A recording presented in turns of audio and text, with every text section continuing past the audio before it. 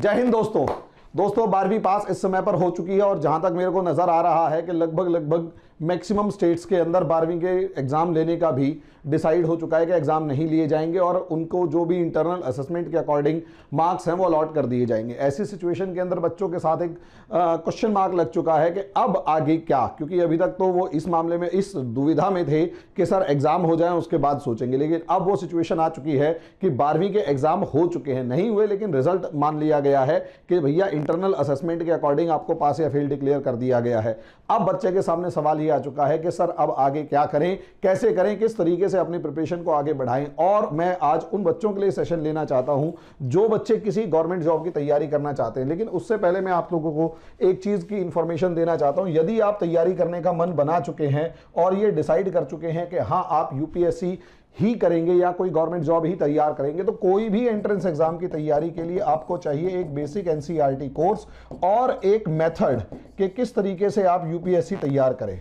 एक तरीका चाहिए और एक एनसीईआरटी का कोर्स चाहिए। और इसी के लिए हम लोगों ने दोस्तों आप लोगों के लिए जीरो टू हीरो सीरीज चालू करी है कि आपकी जीरो से प्रिपरेशन, हम ये मानकर चल रहे हैं कि बिल्कुल आप स्टार्टिंग से प्रिपरेशन करेंगे तो जीरो से प्रिपरेशन स्टार्ट करवाएंगे और जहां तक आपको जिस रास्ते तक जाना है वहां तक की पूरी प्रिपरेशन, जीएस को लेकर पूरी प्रिपरेशन खासकर एनसीईआरटी आपको करवा दी जाएगी। तो पीछे का जो भी आपका बेसिक कमजोरी रही होगी उन सारी कमजोरी को दूर करके हम आगे बढ़ेंगे। तो इसलिए जल्दी से जल्दी आप इन नंबर्स पे कांटेक्ट कीजिए, कॉल कीजिए और हमसे संपर्क कीजिए। दोस्तों अब टॉपिक के ऊपर आ जाते हैं। टॉपिक है 12वीं के बाद तैयारी कैसे शुरू की जाए। तो सीधी सी बात यह है, 12th पास आप हो चुके हैं और सारे के सारे स्टूडेंट्स ब्रिलियंट हैं, इसमें कोई शक की बात नहीं है। जरूरी नहीं है ब्रिलियंट 90% वाला हो, कई बार ऐसा भी मैक्सिमम टाइम्स अधिकांश ऐसा होता है कि ब्रिलियंट वो स्टूडेंट अक्सर निकलते हैं जो 70-80% वाले होते हैं। 90-95-100% वाले स्टूडेंट्स तो पढ़ाकू किताबी कीड़े होते हैं, इससे ज्यादा कुछ भी नहीं। उन्हें दुनियादारी का ज्ञान कम होता है या मैक्सिमम केसेस में फ्रस्ट्रेट होते हुए नजर आते हैं। मैं 12वीं पास उन बच्चों के लिए कह रहा हूं जो अप्रॉक्सीमेट 50% या 60% से स्टार्ट कर रहे हैं। 45% वाले भी कम ना समझे और 40% वाले भी कम ना समझे। जो भी बच्चा 12वीं पास हो गया है, मेरे लिए वो सारे स्टूडेंट्स इंटेलिजेंट हैं, क्योंकि कब कौन से लंबी रेस का घोड़ा किस समय स्पीड पकड़ जाए पता नहीं लगता। इसलिए यदि आप सपने ले रहे हैं कि आप यूपीएससी की तैयारी करना चाहते हैं या किसी भी गवर्नमेंट जॉब की तैयारी करना चाहते हैं, तो सबसे पहला स्टेप माइंड मेकअप है कि आप डिसाइड कर लीजिए कि हाँ, माइंड मेकअप है कि आप डिसाइड कर लीजिए कि हाँ आप ये वाला एग्जाम प्रिपेयर करना चाहते हैं। इसके लिए मैं पिछला वीडियो बना चुका हूं, आप उस वीडियो को देखिए और जज कीजिए अपने आप को कि क्या आप कौन से रास्ते पर जाना चाहते हैं।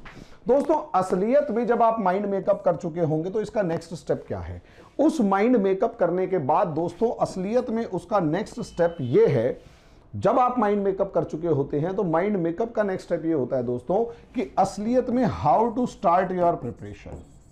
How to start your preparation, कौन सी प्रिपरेशन आप कैसे शुरू करें, उस चीज के बारे में आप डिसाइड करेंगे कि किस तरीके से कौन सी तैयारी शुरू की जाए। हम ये मानकर चल रहे हैं कि आप यूपीएससी और पीएससी की तैयारी जो है वो करना चाहते हैं। आप यूपीएससी और पीएससी की तैयारी करना चाह रहे हैं तो आज का सेशन हमारा उनके बारे में है। यहां पर मैं आपको एक चीज क्लैरिफाई कर दूं कि बाकी जितने भी वन डे एग्जाम हैं एसएससी से लेकर जितने भी, उन सब की जीएस जो है जो कि 50 मार्क्स की होती है, वो उसकी तैयारी भी हमारे बेसिक एनसीईआरटी कोर्स में हो जाएगी। बेसिक एनसीईआरटी कोर्स में हो जाएगी, तो आपको उसके लिए भी ज्यादा चिंता करने की जरूरत नहीं है क्योंकि वो बेसिक एनसीईआरटी कोर्स में कंप्लीट हो जाएगी। अब सवाल यही है दोस्तों कि यूपीएससी और पीएससी का जो एग्जाम है उसकी तैयारी शुरू की जाए तो सबसे पहले आप टारगेटेड स्टडी करना शुरू कर लें या फिर टारगेट्स बना लें और छोटे छोटे टारगेट्स बनाएं और उन टारगेट्स के लिए सबसे पहले डिवाइड योर मतलब एक स्ट्रेटेजी बनाएं। सबसे पहले आपकी स्ट्रेटेजी बनाएं कि और सबसे पहले स्ट्रेटेजी बनाने के साथ टाइम बनाएं। इस टाइम टेबल को या टाइम देख लें कि आपके पास कितना है और इस टाइम को दो तरीके से कि पहला आपकी ग्रेजुएशन कब हो जाएगी और दूसरा आप 1 अगस्त को 21 साल के कब हो जाएंगे? ये 2 चीजें देखना बहुत ज्यादा जरूरी है। कई बार क्या होता है, बच्चे 19 की उम्र के अंदर ग्रेजुएशन कर लेते हैं, बच्चे 19 की एज में ग्रेजुएशन कर लेते हैं, या फिर बच्चे 21 की एज के बाद ग्रेजुएशन करते हैं। अब जो बच्चे 19 की एज में ग्रेजुएशन कर लेंगे, उनके पास 2 साल एक्स्ट्रा बच रहे हैं। अब वो क्या करें, यानी अभी वो 15 साल के हैं, 15 ईयर्स, अभी वो 15 साल के हैं या 16 साल के होंगे।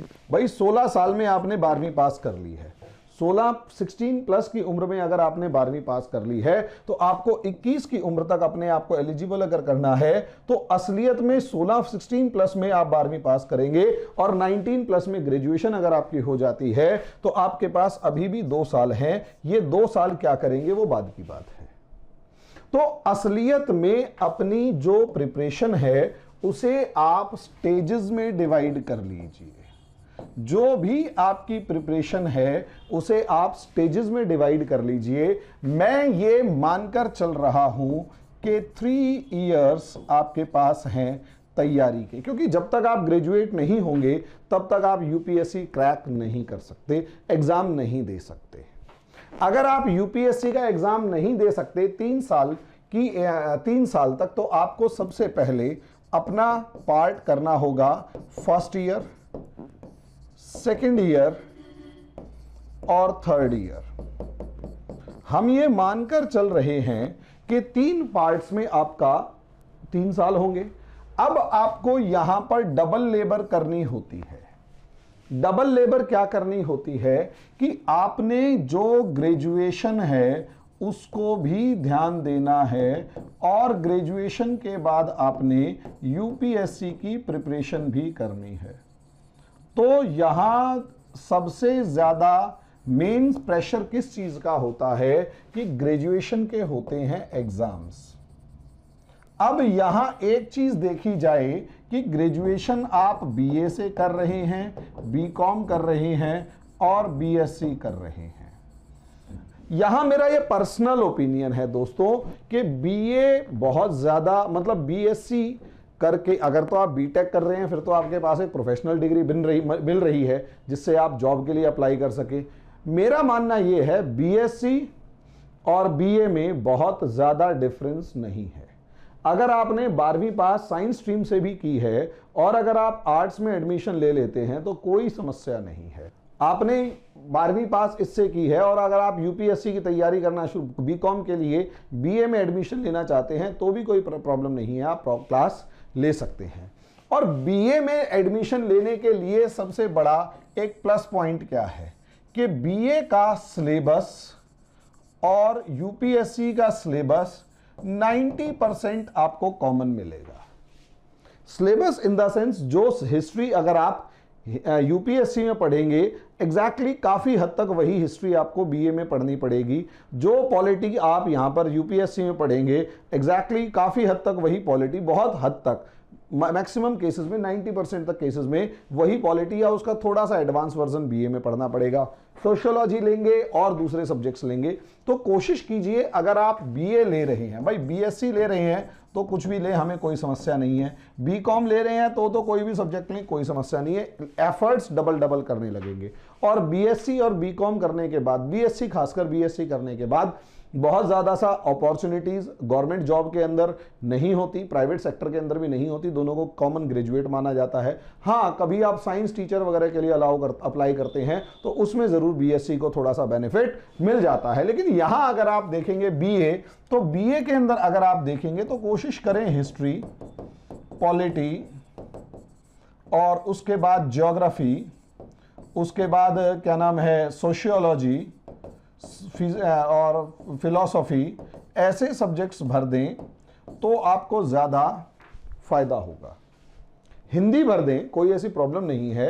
हिंदी साहित्य भर दें, लाजवाब है। हिंदी साहित्य भर दें, इंग्लिश भरें, संस्कृत भरें, कोई ऐसी प्रॉब्लम नहीं है।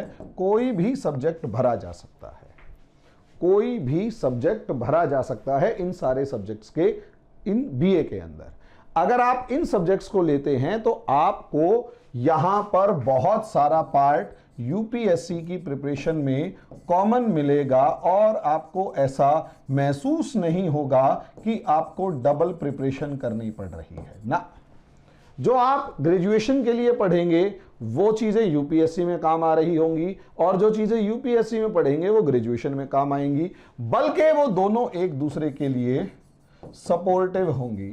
और वो तब ज्यादा सपोर्टिव होंगी दोस्तों, एक दूसरे को मदद कर रही होंगी जब आप किसी अच्छी यूनिवर्सिटी से पढ़ रही हैं, किसी ऐसी यूनिवर्सिटी से पढ़ रही हैं जहां गाइडें कुंजियां चला के पास आउट हो जाएंगे। तो दोस्तों फिर तो वो ग्रेजुएशन सिर्फ लास्ट के अंदर ही प्रिपेयर करें, उससे पहले आप यूपीएससी प्रिपरेशन कर लें, क्योंकि फिर तो वो गाइडें कुंजियां तो आखिरी के 20 दिन भी पढ़ोगे तो भी 90% समझ में आ जाएंगी, क्योंकि सारी आप यूपीएससी में पढ़ चुके होंगे। तो इसलिए ग्रेजुएशन करते करते अगर यूपीएससी की प्रिपरेशन हो रही है तो ये बेस्ट टाइम होता है प्रिपरेशन का, खासकर उन यूनिवर्सिटी के बच्चों के लिए जो कि ऐसी मतलब उन यूनिवर्सिटीज में पढ़ने वाले बच्चों के लिए जहां पर गाइडेड कुंजियां चलाकर ही पेपर पास हो जाता है या गाइडेड कुंजियां पढ़ के ही पेपर पास हो जाता है। बहुत सी यूनिवर्सिटीज देखी हैं बच्चों को कि 20 रुपए की कुंजियां लाते हैं, उनमें से 20 क्वेश्चन रटते हैं, पढ़ते हैं, फर्रे बनाते हैं पेपर फाड़ के और पर्चियां बना के पास हो जाते हैं। ऐसी यूनिवर्सिटी में अगर अपना भविष्य खराब कर रहे हैं तो दोस्तों उस समय भी उसकी तो डिग्री का ही काम है ना, तो वो डिग्री तुम्हारे काम आ जाएगी, बाकी काम आप यूपीएससी की प्रिपरेशन में कर सकते हैं। तो समस्या को समझिए जो आपके सामने है, या कोई भी एक वे जो तरीका है वो समझिए। तरीका ये है कि आपको यूपीएससी की प्रिपरेशन करनी है। तरीका क्या है? आपको यूपीएससी की प्रिपरेशन करनी है और प्रिपरेशन में ग्रेजुएशन करते करते प्रिपेयर अगर करना है तो आपको टाइम बचाना है और रिस्क लेना पड़ेगा।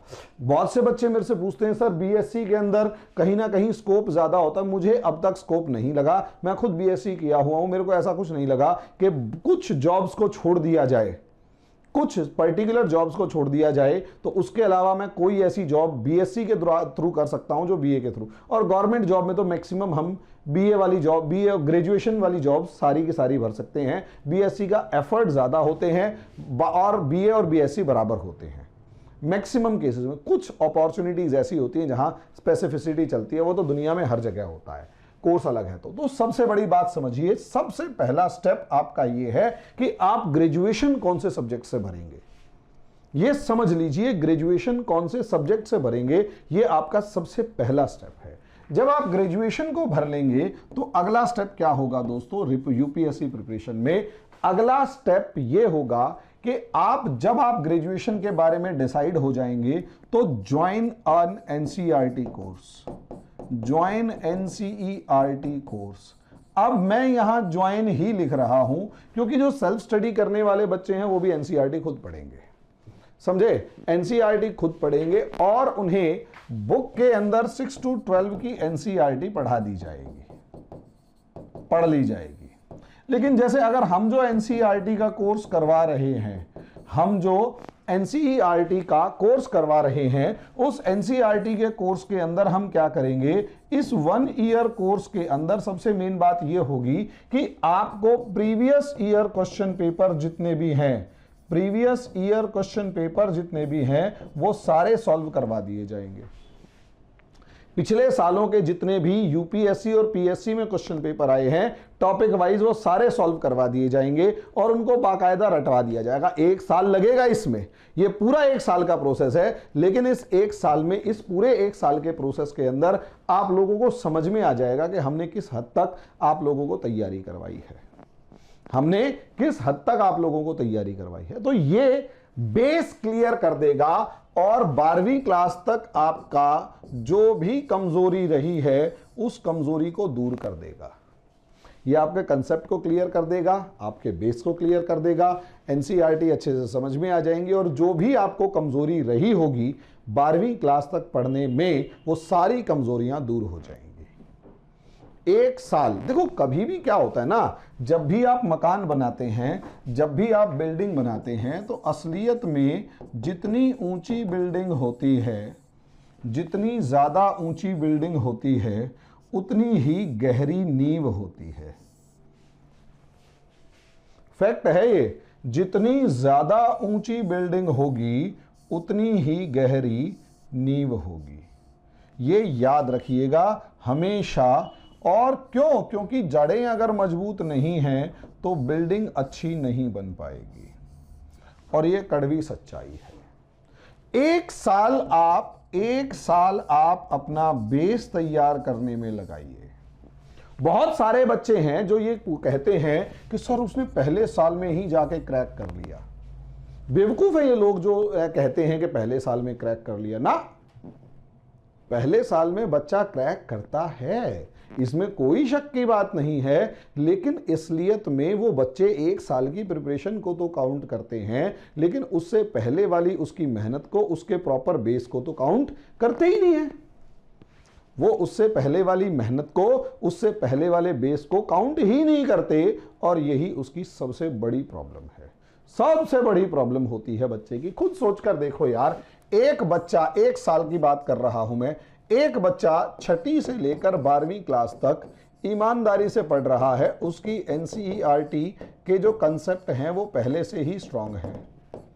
अच्छे स्कूल में पढ़ा है, अच्छा बच्चा था, अच्छे स्कूल में पढ़ा है तो किताब अच्छे से पढ़ाई गई होगी, कम से कम एक बार तो टीचर ने पढ़ाया होगा, एक बार क्लास में टेस्ट भी लिया होगा, एक बार पेपर के अंदर भी पढ़ा होगा, लिखा होगा, तो 3 बार तो उसने वैसे कर लिया, और अगर ट्यूशन लगा रखी होगी या फिर घर में ही सेल्फ स्टडी करी होगी तो 1 या 2 बार घर में ही सेल्फ स्टडी करके पढ़ा होगा, रटा होगा, लर्न किया होगा। तो अगर वो बच्चा पहले ही 5-5, 10-10 बार हर चीज को पढ़ चुका है तो यार उसका एनसीईआरटी का कंसेप्ट तो पहले से ही मजबूत है। एनसीईआरटी का कंसेप्ट तो उसका पहले से ही मजबूत है। और क्या, अगर एनसीईआरटी का कंसेप्ट उसका पहले से ही मजबूत है यार, तो आगे क्या होगा? ऑब्वियस सी बात है, वो ग्रेजुएशन में गया, जितने भी फर्स्ट ईयर के अंदर पढ़ने वाले स्टूडेंट्स हैं उनका, आप फर्स्ट अटेम्प्ट में क्रैक करने वाले स्टूडेंट्स हैं, एक बार उनका रिकॉर्ड तो उठाकर देख लो। या तो वो मैक्सिमम आपको बीटेक टॉपर यानी इंजीनियरिंग होते करते हुए मिलते हैं और वो टॉपर होते हैं, या फिर वो एमबीबीएस होते हैं, वो टॉपर मिलते हैं आपको, या फिर वो किसी डीयू जैसे किसी अच्छे कॉलेज से पास आउट होते हैं, डीयू, सेंट स्टीफेंस या फिर दूसरी कोई भी अच्छी यूनिवर्सिटी है उससे पास आउट होते हैं, और रेगुलर कॉलेज से पास आउट होते हैं और ईमानदारी से पढ़े हुए होते हैं। रेगुलर कॉलेज होता है और ईमानदारी से पास आउट होते हैं।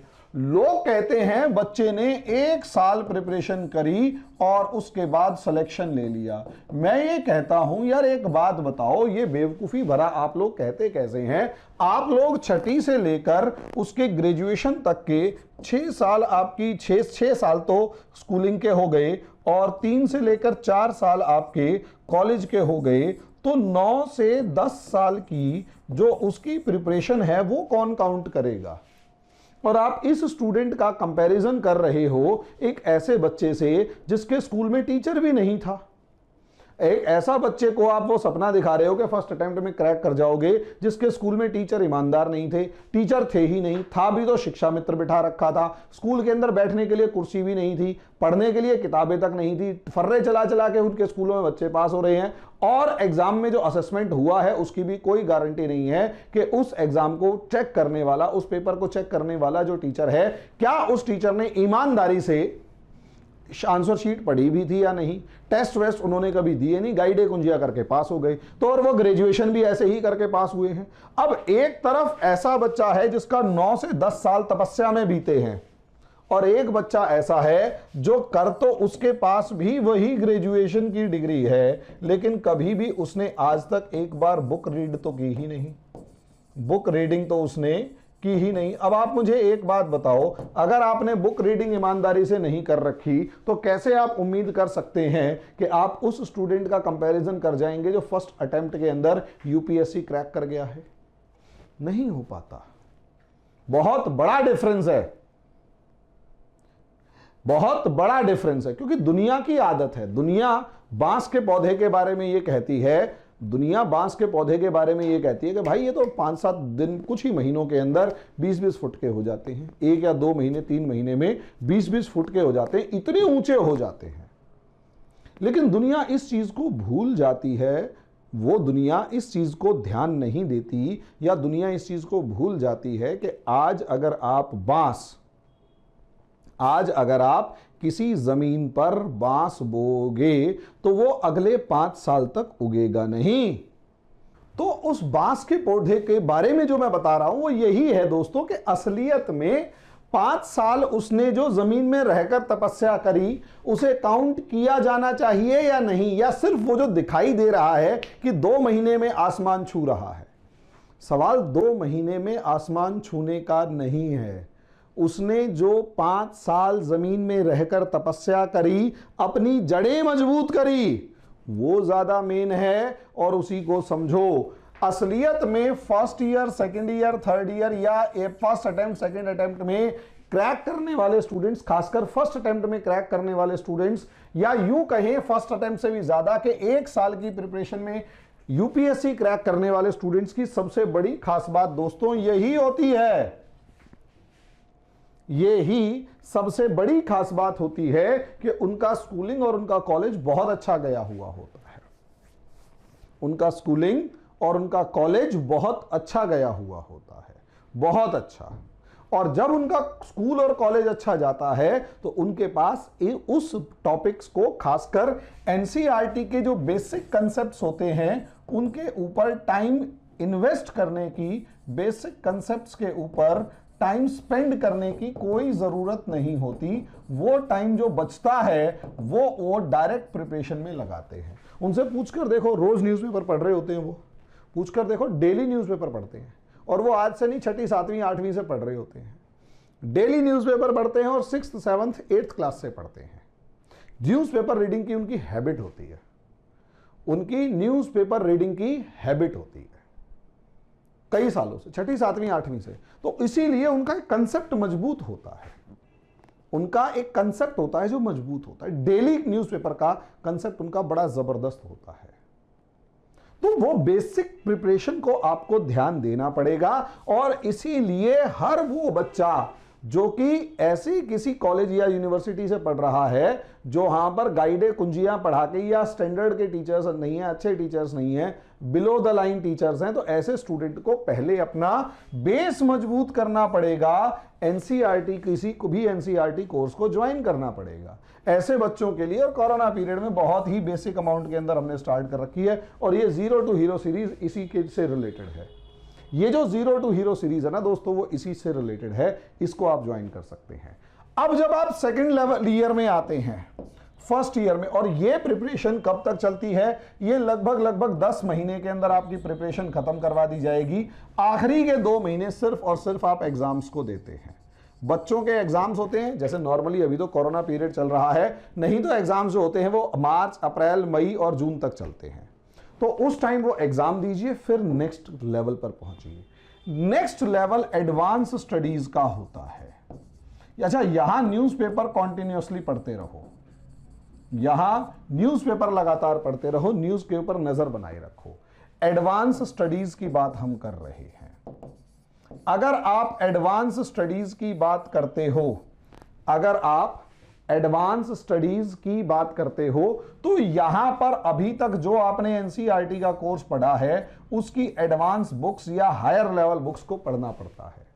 जैसे अभी तक आपने एनसीईआरटी की क्या नाम है वो किताब पढ़ी होती है जो बेसिक होते हैं, क्या नाम है 11th 12th की पॉलिटी पढ़ी है तो आपको एम लक्ष्मीकांत उठानी पड़ जाएगी। ज्योग्राफी की जीसी लियोंग से लेकर और हायर लेवल बुक्स उठानी पड़ जाएंगी। इसी तरीके से अलग अलग लेवल की जो अलग अलग सब्जेक्ट्स की बुक्स हैं वो, और बहुत से सब्जेक्ट्स जो एनसीईआरटी में कवर नहीं होते, लगभग 50% सब्जेक्ट्स जो एनसीईआरटी में कवर नहीं होते, उन सबको कवर करके आपको यहां पर कंप्लीट योर सिलेबस प्रॉपरली,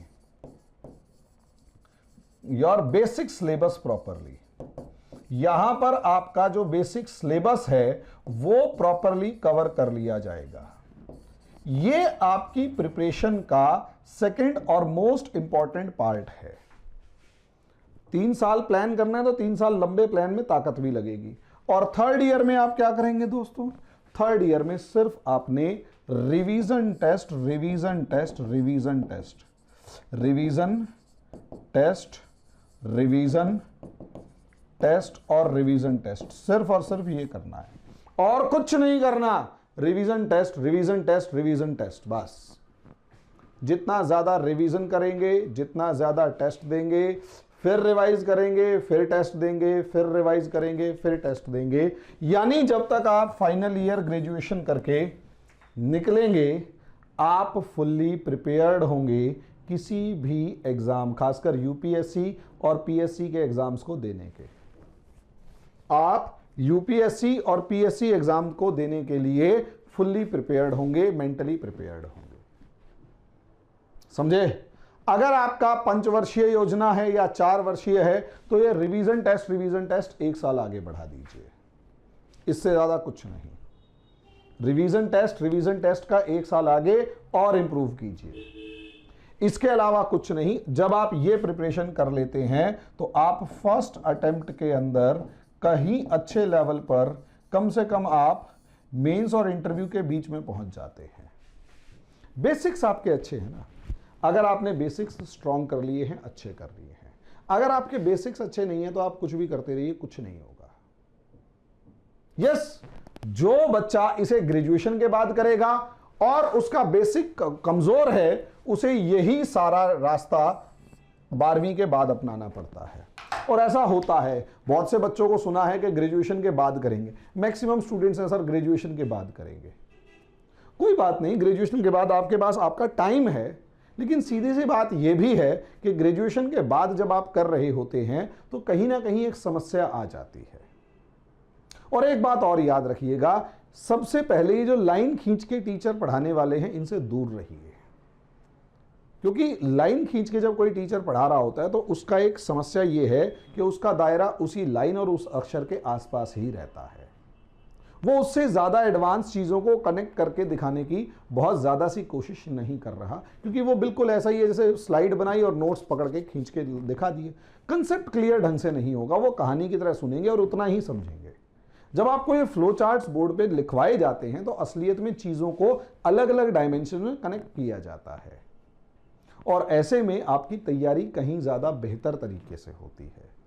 ये याद रखिएगा, ऐसे में आपकी तैयारी कहीं ज्यादा बेहतर तरीके से होती है। तो फोकस कीजिए बोर्ड के ऊपर, जो क्लासेस हो रही हो उन्हें अटेंड करें। लाइन खींच के पढ़ाने वाले को भले ही सब्सक्राइबर्स वगैरह ज्यादा हो, लेकिन कहीं ना कहीं बच्चों एक लेवल के बाद आपको कमजोरी खुद महसूस हो जाएगी कि वहां पर लिमिट है। 2-3 साल बाद आपकी आंखें खुले, अभी से समझ लें तो ज्यादा बेहतर है। बाकी आज के लिए इतना ही, धन्यवाद।